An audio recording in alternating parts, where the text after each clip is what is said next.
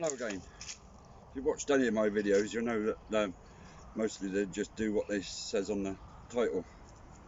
Occasionally I might digress and tell you a bit about myself or my view of the world.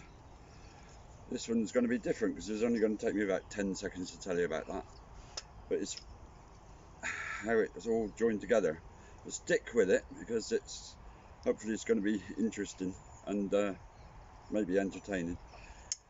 Bought this from a local town just before Christmas. I was out looking for some last minute Christmas presents and I saw this sticking out of a box full of hobby horses, and it was priced at £15. I got it for 12. Now I've seen these being bought on bargain hunt for about 25 quid and they sell for about 40 at auction. This one, when I got it home, I looked and there's a name on it which may make it a bit more valuable. I'll come to that later. What it is a shooting stick. You just pull that off there, put it on there, unclip that, fold it out. You've got a walking stick that doubles up as a seat. So why is it called a shooting stick? Well, there's a certain type of shooting that we do in this country. I don't know whether they do it in any other countries. It's like an organised shoot where an estate organises a shoot either for pheasants, partridges or maybe grouse up north, and they will set out some pegs in the field and the shooters or guns will go out and find their pegs, and then they'll have to wait there until the beaters, which is usually a load of people from the estate or local people, and they'll walk through the woods banging the things, beating the heather and what have you to drive the birds on to the guns. So you may be waiting there for a while, so for a gun you use this to trudge over the field while your tweed suit's getting all wet, and then you sit there and wait. I think I got away without opening up a can of worms about land ownership, class and snobbery, but never mind. Anyway, look on here. I have to find my glasses. Get it close. You can't see that. For some reason it's flaring all the time. It says WM Mills. Then it's in brackets Scotland, and then Birmingham. So if you look at that, look him up.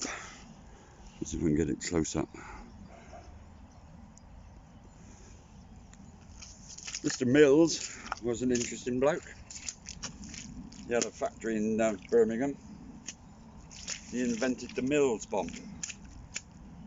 Now, whether you've heard of the Mills bomb or not, you probably know it as the hand grenade from the Second World War, the pineapple shaped one, cast iron casing, segmented like a bar of chocolate for the same reason. Everybody gets a bit. And I could have left this video there, but it struck me that I'm probably one of the last people to have actually been trained on the Mills bomb. Joined up in 1974. I was trained on it. Never actually got to throw a live one. And a few months later, they binned them and got the little American ones. Now, how much training do you need on a Mills bomb? Surely it's just pull the pin and lobbyist it at thine enemy. No counting involved. Not a lot of training. But with the Mills bomb, when you were issued it, you had to dismantle it and carry out an igniter test, which is just to see if the pin drops down and hits the point. You used to have to do that by taking the bottom plate off, sliding the fuse out without touching it with your fingers, because even the heat of your fingers could set it off, and then pulling the pin out, seeing if the fly off handle came off and the pin came down, and then you have to put it all back together without touching the fuse with your fingers, and then putting the base plate back on. Now, let's wait for the train to go.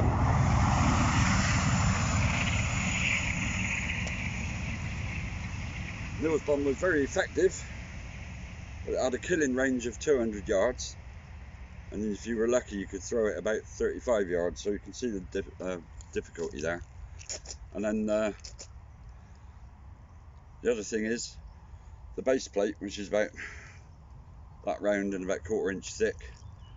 The way you threw it, or the way it was made, 9 times out of 10 the base plate will be facing towards you, so you get the biggest piece back at you. I think for combat the fuse was only 2 seconds, so it's barely enough time to fly through the air. But in training they had 7-second fuses, because you had to throw it, see where it landed, and then take cover.